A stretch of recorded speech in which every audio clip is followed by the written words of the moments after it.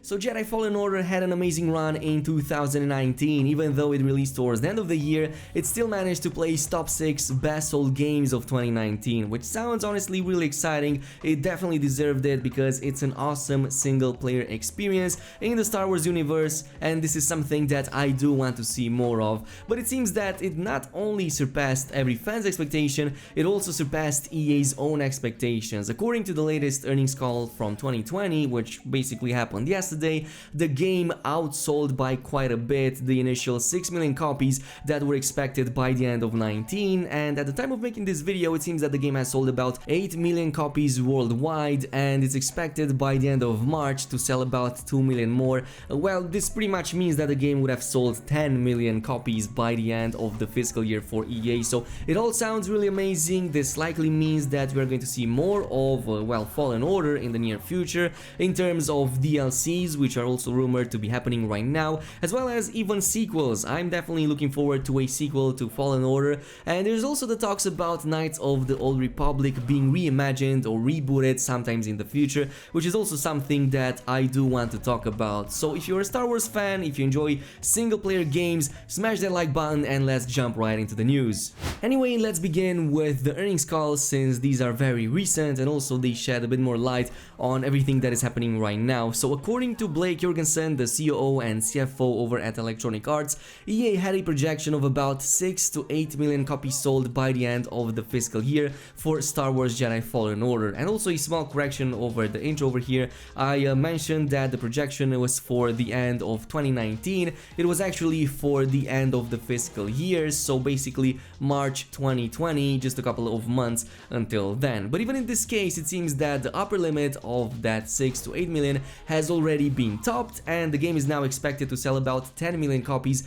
by the end of the fiscal year. So some pretty significant changes over here, some pretty big difference, I might say. There's a difference of at least 1 million copies sold, which goes over what EA has expected for a single player campaign. But yeah, this pretty much proves about like the 5th time at this point for EA that single player is still relevant. People are still craving single player experiences as long as they are done well, and Fallen Order, with a few technical issues here and there and a few other problems here and there, is an all-around very good single-player experience that I honestly enjoyed quite a bit. Now, the question that naturally follows after all of this is, what does this mean for the future of the game? Are we going to get a DLC? Are we getting some brand new content? Or even better, are we also going to be getting a sequel? Or well, maybe even both of these. That would be like the best case scenario, and I think that one is more likely than the other at this point, even though of course many things have changed since all of these have been talked about. But just going over some of the initial talks back before the game was even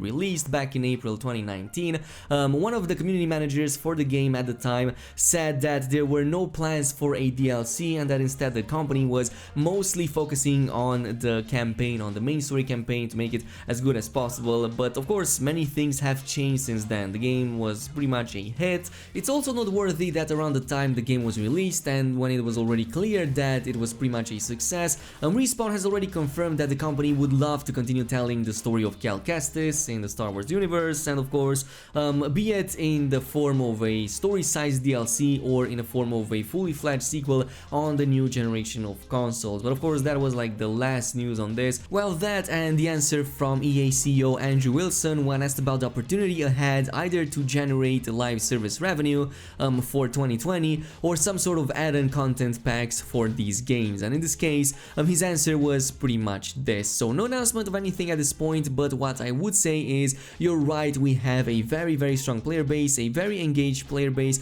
who feel like what they've just had the ability to experience as one of the most compelling Star Wars experiences of their life of any formal media. I would also highlight it as a single player game, so any kind of live service or additional content would be different than what we would see in Ultimate Team, of course referencing FIFA 2020 or an Apex Legends. But this team who is working on this is one of the most creative teams in our company, and certainly in the industry, who are thinking about where to take this journey next for players that love this style of play. So he didn't go into much detail, but at least reading between the lines, it does sound that Respawn has already started working on something, be it a DLC, be it a sequel, maybe even both, who knows. I will admit though that at the current time I'm more inclined to believe that the company has started working on a sequel or is planning to do so rather than already having a DLC in the works, even though I would gladly be wrong on that one, and I would also not find it too out of the ordinary if they went silent for a few months, which is something they already did outside of,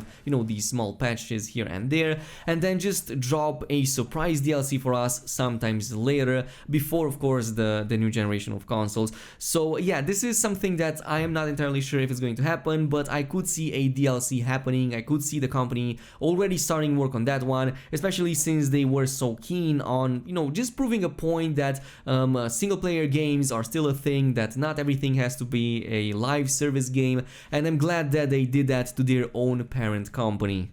Anyway, on a final note, let's also talk about the recent rumor about Knights of the Old Republic getting a remake, which is basically a rumor that seems to be resurfacing every few years. I'm definitely sure that this has been talked about like 3 times in the last few years, but of course it seems that multiple sources have been confirming at this point that some Knights of the Old Republic game has been in some sort of development for a number of years at this point, but it keeps getting put back on ice for various reasons, but it is most definitely something that EA has been taken into consideration for quite some time at this point. So the previous news on this was back in 2016, I believe, when the same source talked about the fact that somebody is working upon it, but of course then it was put back on ice, nothing was released in terms of Knights of the Old Republic, and now it's being brought up by different sources that have also confirmed this. But is this going to happen sometime soon? Well, nothing here indicates that. What it does indicate is the fact that it might just be a sequel to the previous Knights of the Old Republic games. So according to these 2 sources that the article has mentioned, not only is this so-called remake back in development, but it's not even a remake, rather a sequel of sorts. So it would be a Knights of the Old Republic project that would follow the previous 2 games, and it would even integrate elements from the first 2 games in order to bring certain things, according to the article, into the current Star Wars canon. So not necessarily a remake so much as a reimagining, and here is where I have most of my concerns, because the old Knights of the Republic games had a turn-based combat, which I'm not sure it even, you know, fits this day and age. I believe that Paul Tassi made a really good article on this one. He expressed his concerns, which are pretty much in line with mine. How is this going to be done when I don't think anyone would survive playing a game in the way these Knights of the Old Republic games used to play? Because everybody right now who is thinking about Star Wars games is probably thinking about action. So action games, action RPGs. I guess that the story and the RPG elements could be brought in, you know, of course, adapted, made better, improved upon, the story continued and all of that, but I guess that the combat would have to like 100% be reimagined. If that were the case, technically I could see something like this happening. I mean, it wouldn't be the first game that was readapted and reimagined to the current standards of gaming, but otherwise I would not get my hopes too high, especially since, well, there's all of these indications about the fact that this was never meant to be. Maybe, maybe not, maybe yes. I mean, it's been talked about for so many years at this point and it never happened. Of course, we also have EA that already has its hands pretty deep in other Star Wars related projects. We have Fallen Order, which is very likely to get a sequel, so Respawn is going to be very busy with that. There's also Battlefront 2 that already exists, so there's no need for another, you know, live service game for that, unless they're planning for a Battlefront